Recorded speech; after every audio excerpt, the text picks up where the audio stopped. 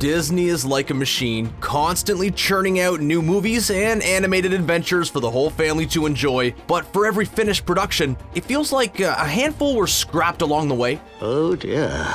While many of the movies remain on the cutting room floor, there are some that we all wish Disney didn't cancel. Check out the pitches and stories for sequels to beloved Disney classics, modern day movies, and how we almost got to see Mickey Mouse and Bugs Bunny on screen together again.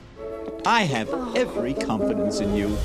There was one moment in The Nightmare Before Christmas where we felt the film was destined for a sequel when Jack reaches all the holiday doors. We would love to see Halloween infused with Thanksgiving or Easter. And Disney planned to take us there back in 2001 when a sequel was penned. The main issue, Disney was going to move forward with an all-CG production as opposed to another stop-motion movie. Tim Burton eventually convinced Disney to pull the plug, but how great would it have been to see more Jack and Sally? The stop-motion form would have been better, but now the only sequels that we're stuck with for The Nightmare Before Christmas are in video game form. The Aladdin franchise got the trilogy treatment along with an 86-episode TV series. Yeah, that's a whole lot of a boo, but we cannot get enough. Imagine if Robin Williams returned and we got to enjoy an Aladdin 4? Although the story elements remain scarce, the natural progression of things probably meant Aladdin and Jasmine were about to introduce a new princess or prince into the world. The Aladdin franchise had a lot of room for expansion. While we won't ever get to see the animated Aladdin again, at least the live-action version of the movie is getting a sequel that diverts from Return of Jafar and the King of Thieves. I must have hit my head harder than I thought. The whole Toy Story franchise has really branched out with some memorable Toy Story tunes. Toy Story, That Time Forgot, now airs every holiday season, while Toy Story of Terror is quickly becoming a Halloween classic. Well, we almost got another short animated hit entitled Toy Story Tunes Mythic Rock. No details were released about the short other than it was going to be around 20 minutes long and either debut on ABC or the Freeform network. The short dropped off the map without any updates, but Disney Plus is the ideal platform to bring it back on. With Lamp Life and Forky Asks a Question, the shorts are a great way to focus on some of the supporting characters. How many Recess movies do we need? The answer is yes. With 4 official movies, we almost got a 5th Recess movie entitled The First Day of School. The film would have followed all of our favorite characters, minus Gus, as they navigate their first day in the 4th grade. Sure, the plot may have been a little similar to the pilot of Recess, but we just could not get enough of TJ and the gang. Despite the tragic passing of Mikey's voice actor Jason Davis, Disney Plus should consider some type of reboot or spin-off in the future, and yes, Disney Plus truly does seem to be the answer to all of these abandoned projects. Before Disney purchased Pixar and folded the company into one, Pixar was a separate entity while Disney owned the rights to the characters. Disney decided to create their own low-budget studio known as Studio 7.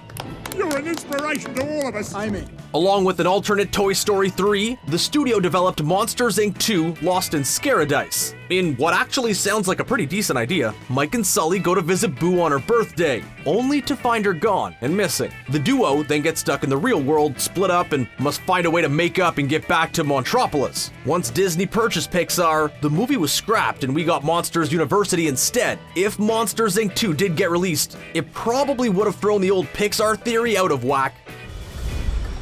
Circle 7 wasn't just diving back into the world of monsters and toys, they were going back to the sea as they developed Finding Nemo 2. No, not Finding Dory, Finding Nemo 2, a story where Marlin is the one who gets captured. Oh yeah, Nemo finds out he has a long-lost brother, another fish named Remy, not the rat, who managed to survive the Barracuda attack. Sure, the other surviving brother would have taken a lot of emotion away from Nemo's origin story, but we would love to see the family dynamics when Marlin has 2 sons to protect and look after. Either way, the story was scrapped and Finding Dory was made. There's still time to bring Remy back into the fold if another aquatic adventure ever gets made. Mulan has to be one of the most underrated Disney classics. The music, the adventure, Eddie Murphy's wisecracking dragon before he became a wisecracking donkey. Oh, you done it now, man. Mulan 2 may have been released straight to video, but the movie managed to really expand on the original and provides an epic romantic build between Mulan and Shang before the couple gets happily married. While Mulan 2 is still in production, Mulan 3 was being developed at the same time. For reasons unknown, the sequel was scrapped and we were left with just one sequel. At least we have more Mulan in the form of the live-action version, but Mushu will be missed. So you get back to me on the job thing. We've already seen a ton of elves battle in the Lord of the Rings and Hobbit movies, but we almost got to enjoy a Disney version of the battle with an adaptation of the short story known as King of the Elves. In a battle of elves versus trolls, we would have seen some epic animation as man, who lives a simple life, suddenly finds himself thrust into the world of elves. The action would have been great, and we have to wonder if the film would have ended up being a musical. Even if it's not a movie, the King of the Elves would make a pretty epic ride at Disney World. In the 90s and early 2000s, Disney revisited a lot of their classics and released straight-to-video sequels. We got more Little Mermaid, a Bambi sequel, and a couple of extra Cinderellas. Well, we also almost had a Dumbo 2 released. The sequel was in development for a long time, and Dumbo 2 even went through a detailed storyboard process. The storyboards were released on the official Dumbo DVD release, and after seeing them, we wish we could see more. The movie looked like a lot of fun, and there are so many ways that you can take a story about a flying elephant. The best part is, they work for peanuts. Long before John Lasseter was making history with Pixar, he was working on experimental Disney films, including an adaptation of Where the Wild Things Are. The 1983 short featured a scene with Max and his dog and had several CG elements composed. In short, the movie would have looked awesome. We never got to see what any of the monster designs looked like, but the smooch animation and blend of elements made us wish the movie was brought to life. Unfortunately, Disney no longer has the rights to the book as Warner Brothers released a live-action version of the movie in 2009. The adaptation was well-liked but flopped in theaters, ending any chance of a Disney version anytime soon. Long before Marvel and DC heroes were mixing it up together on the big screen, Who Framed Roger Rabbit created a shared universe that was unlike anything ever seen on film before. Daffy Duck and Donald Duck had a piano battle. Mickey Mouse and Bugs Bunny parachuted together. We're talking about the innovative film Who Framed Roger Rabbit. The movie was a huge hit and pop culture sensation, so it seemed like a sequel was inevitable. 2 movies were planned, Roger Rabbit 2, The Toon Platoon, and Where is Roger Rabbit? Unfortunately, both got canceled, and don't expect a reboot anytime soon. Ralph Breaks the Internet pretty much provided the crossover content we craved, while Disney wants to stay far away from Jessica Rabbit and her more mature image that contrasts the whole Disney princess lifestyle. One of the few Disney movies to get a sequel is 1995's Hercules. The animated film got its own series on the Disney Channel, but Hercules was denied another big screen or straight-to-video sequel. A sequel was being planned and entitled Hercules: The Trojan War. The film would have expanded on Herc's relationship with Meg, introduced their daughter, and sent Hercules off to war, a battle we'll never get to see. Tying in more mythology would have been a great addition to the Hercules franchise, but Disney skipped this one while giving us a sequel to Atlantis and Brother Bear. Hey, boo! I'm too old to get mixed up in this stuff again. There's nothing like a great New York City adventure, and in 1991, we almost got one, in the form of Tiny the Alligator. The tale would have been based on the urban legend about alligators who live in New York City sewers. Well, the legend would have been proven true, as Tiny grew to be the size of a large truck. The film would have been a coming-of-age story, but there's no word on if it was a musical or not. With the ho-hum release of Oliver & Company, Disney decided to venture out of the city for a while and present more classic stories in the form of Aladdin and Lion King. While Pixar was busy making bank with films like Toy Story and Monsters Inc., Disney was struggling to find a foothold in the world of CG. One of their attempts was the time-traveling story Meet the Robinsons. The movie had an epic twist and a great message about family, but a poor marketing campaign led to the film's failure at the box office. Well, despite the low box office numbers, Disney Toon Studios was ready for a sequel. Only, the movie was scrapped because John Lasseter took over as chief creative officer in 2006 and didn't like how so many straight-to-video sequels were devaluing the brand despite making billions of dollars. Well, the Meet the Robinsons sequel was the first one on the chopping block, and it's unfortunate because there were so many ways the sequel could have taken us. And speaking of the John Lasseter chopping block, another movie to get cut from the production list was a sequel to Chicken Little. Entitled Chicken Little: The Ugly Duckling Story, we imagined the narrative was going to shift focus from invading aliens and focused on Little Mermaid's friend, Abby Mallard. Sure, Chicken Little wasn't the best Disney movie, but the animal lives were set up in a similar way to Zootopia and provided a fun backdrop to follow various stories. Actually, the characters would have made a great ensemble cartoon as opposed to standalone movies.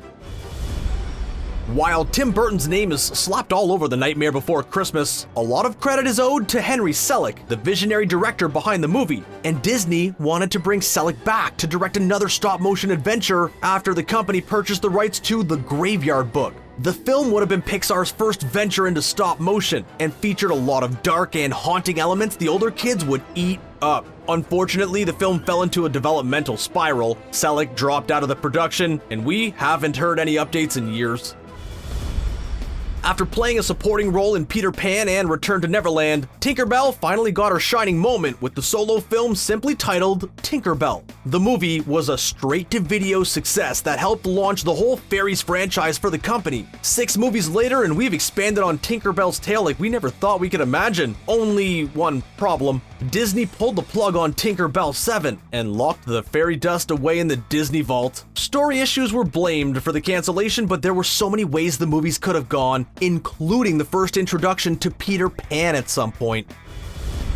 Disney loves to put their own twist on classic tales like we saw with Tangled, but some stories are too hard to make a feature-length adaptation of. Case in point, Disney's canceled Jack and the Beanstalk adaptation simply known as Gigantic. The movie would have featured a female giant that Jack goes on an adventure with. We have to wonder if Disney's own adaptation of the BFG impacted the release of Gigantic. Creative difficulties pushed the release date multiple times, and the movie was even hinted at through a fun Zootopia Easter egg. Even though the Disney Toon Planes franchise was just a Cars ripoff, the movies had a lot of heart, and the sequel, Planes Fire and Rescue, was far better than Cars 2. Right. Planes Fire and Rescue gave a lot of potential to the franchise, and Disney planned on taking the movies even further up, all the way to outer space. Yep, Planes in Space was in development, but in 2018, Disney Toon Studios was shut down, effectively ending any chance of seeing this sequel take to the skies. When Disney decided to make Jungle Book 2 decades after the sequel, they were taking a huge risk, and the movie paid off with a theatrical release. So, what was next? Jungle Book 3, of course. But where was this third book gonna take us? To the circus. Yep, just like Madagascar 3, Europe's Most Wanted, Jungle Book 3 was supposed to feature Baloo and Shere Khan in the Russian circus after they were captured and sold. Well, Mowgli would team up with some jungle friends to travel to Russia and save them. Fun for the whole family. There was no specific reason why the movie was canceled, but we could enjoy a new Baloo song any day.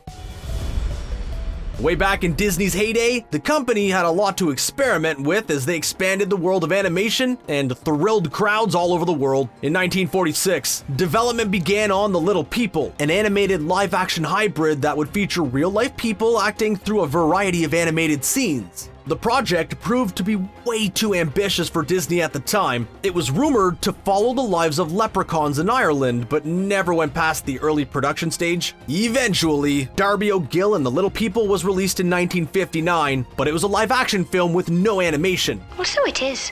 A huge difference from the original idea.